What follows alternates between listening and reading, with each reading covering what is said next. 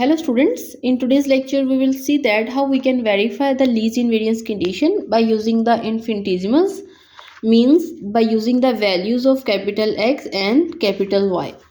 Now students, in the last lecture I have discussed the example, that is example number 2.17, and in this example we have derived the infinitesimals by using the least invariance condition for the second order ordinary differential equation, that was y double prime is equal to 0, and the infinitesimals that we have obtained here was x and y, like these ones. Now students, let's say we choose the value of a1 is equals to 1 over here, like definitely a1, a2, p1, p2 and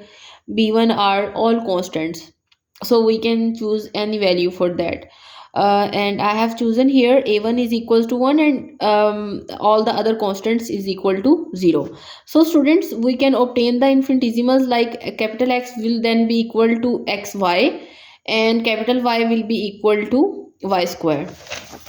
So in example number 2.17,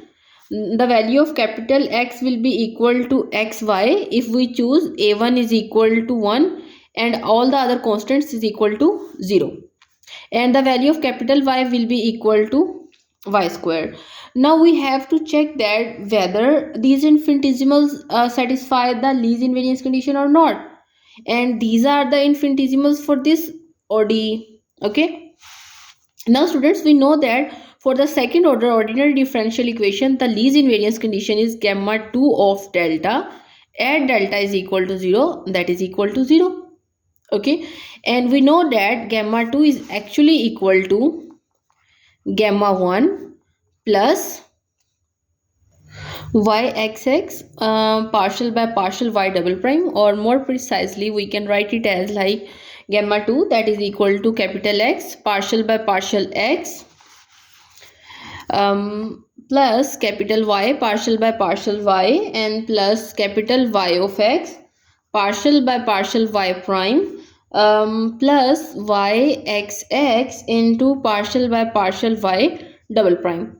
Now students, over here we have the value of delta. Actually our delta is our original ordinary differential equation, that is y double prime is equals to 0.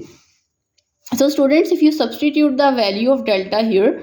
then definitely you will get gamma 2 of delta, that is equal to capital X partial delta by partial x plus capital Y partial delta by partial y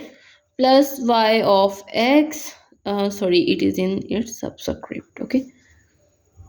and partial delta by partial y prime plus y xx partial delta by partial y double prime. Okay student,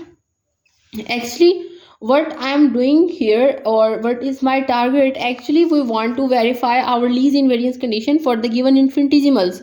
and we will just substitute all the values like capital X, capital Y and delta in this equation, and then if this is equal to 0 or it is satisfied, then we say that these our least invariance condition is satisfied, or these are actually the infinitesimals for our given ordinary differential equations. Further calculation students I will do in the part B of this video. Thank you so much.